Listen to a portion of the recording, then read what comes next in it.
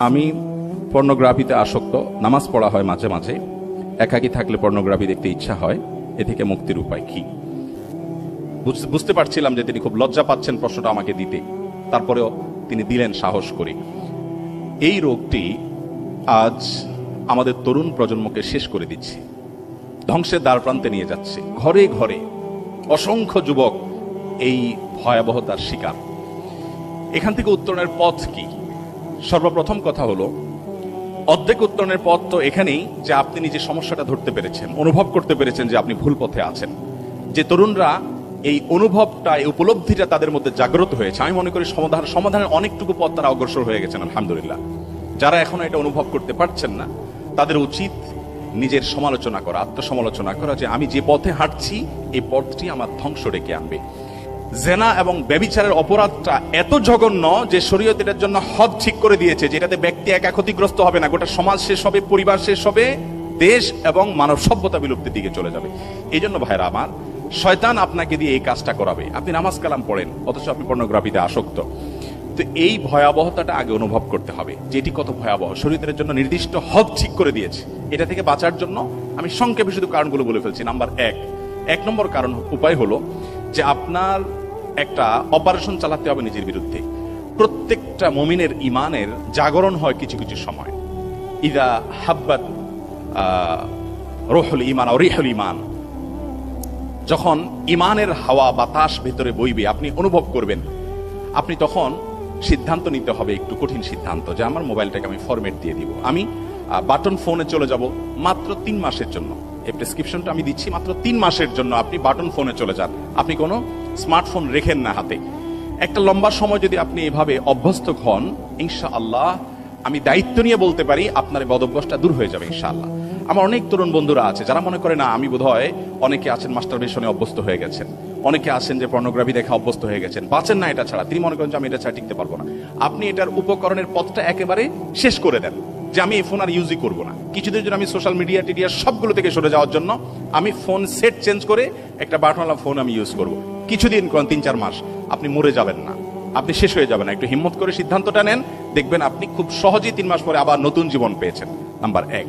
Number 2, জেনা এমন একটা অপরাধ, আল্লাহ তাআলা কোরআনে কারিমে লা তাজনুর জায়গায় বলেছেন লা তাকরাবুজ জেনা, তোমরা জেনার কাছে যেও না। কারণ আল্লাহ জানেন যে জেনা এমন একটা পাপ, অপরাধ, যেটার কাছে গেলে আর কেউ ফিরে আসতে পারে না। খুব ডেঞ্জারাস একটা জায়গা। এই জন্য কাছাকাছি যাওয়া থেকে বেঁচে থাকতে হবে। ইসলাম কেন পর্দার কথা বলেছে, কেন নজর হেফাজত করার কথা বলেছে?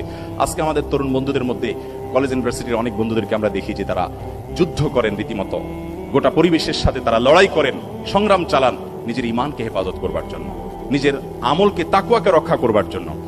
এই মানুষগুলোই আল্লাহ রাব্বুল আলামিনের খাতায় মুত্তাকি হিসেবে বিবেচিত। এই যে প্রচেষ্টা ইসলাম করতে বলেছে, কেন? কারণ ইসলাম জানে, যদি কেউ নিজের নজরকে হেফাজত না করে, তাহলে জেনাল আইনে আন নজর, চোখের দেখাটা হবে জেনার প্রথম পদক্ষেপ। এটি আস্তে আস্তে আপনাকে কল্পনার জেনার জগতে নিয়ে যাবে, কল্পনার পর আপনাকে বাস্তব জেনার জগতে নিয়ে যাবে, যেখান থেকে ব্যাক করা অনেক কঠিন হতে পারে। এজন্য মোহতারাম হাজরিন, দ্বিতীয় করণীয় হবে, যতগুলো উপায় আছে, আমি প্রথমটা মোবাইলের কথা বলেছি, আপনার যাদের সাথে গেলে, কথা বললে আজে বাজে কথা হয়, যাদের কাছে গেলে তাদের মোবাইলে বাজে জিনিস দেখা হয়, তাদের সাথে সম্পর্ক ছিন্ন করার একটা সৎ সাহস আপনাকে তৈরি করতে হবে। কিছুটা অসামাজিক মনে হবে, কিছুটা কঠিন হবে, কিন্তু এই সিদ্ধান্ত আপনাকে নিতেই হবে বাঁচার জন্য। নাম্বার 3, আপনি নির্জনতা এবং একাকিত্ব পরিহার করে চলবেন। যথাসম্ভব ম্যাচে থাকলেও কয়েকজন মিলে থাকবেন। একাকি রুমে আছেন, দৌড়ে বের হয়ে যান, যেন সাপ আছে সেখানে। নিজেকে একাকিত্ব থেকে সরে ফেলান, কারণ একাকিত্ব এই ধরনের অপরাধগুলোর দিকে মানুষকে নিয়ে যায়। নাম্বার 4, সুহবাতুস সালেহ, ইয়া আইয়ুহাল্লাযীনা আমানুত্তাকুল্লাহ ওয়া কুনু মাআস সাদিকিন, নেককারদের সান্নিধ্য। একটু আগে যে আপনারা যে হাদিস শুনেছেন মাওলানা শরীফ মোহাম্মদ হাফিজাহুল্লাহর কাছ থেকে, যে যুবক এসে নবী করিম সাল্লাল্লাহু আলাইহি ওয়াসাল্লাম জেনা করতে চেয়েছে, নবী করিম সাল্লাল্লাহু আলাইহি ওয়াসাল্লামের সান্নিধ্যে আসার পর, বসার পর, জেনা করার আগ্রহ তার অন্তর থেকে সমূলে শেষ হওয়ার পর সে উঠে গেছে। এবং সে উঠার আগে রীতিমতো তার যে আপনার সাক্ষাৎকার সে দিয়েছে, যে আমার মধ্যে জেনা করার যে আকাঙ্ক্ষা ছিল, সে আকাঙ্ক্ষা আর নাই, সেটা দূর হয়ে গেছে। আরেকজন নবী করিম সাল্লাল্লাহু আলাইহি ওয়াসাল্লামের সান্নিধ্যে এসেছেন, জেনা করে এসেছেন, ইয়া রাসূলুল্লাহ আমার উপর আপনি হদ কায়েম করুন।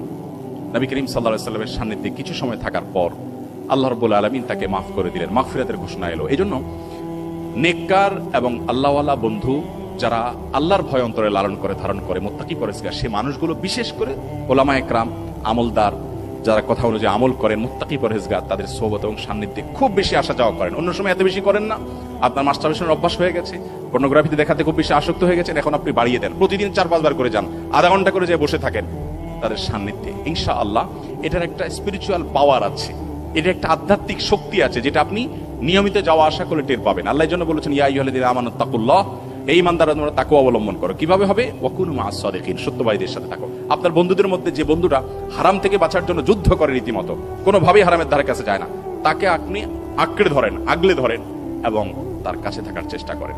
এভাবে চতুর্মুখী প্রচেষ্টা যদি হয়, ইনশাআল্লাহ সর্বশেষ প্রচেষ্টা হলো আল্লাহর কাছে দোয়া করা, পানাহ চাওয়া, একান্তে চোখের পানি ফেলা। আল্লাহ আমি পারছি না, আপনি আমাকে হিম্মত দিন এবং সাহস যোগান। আল্লাহ তাআলা আমাদের তরুণ ভাইদেরকে সকল কুপথ থেকে, বিপদ থেকে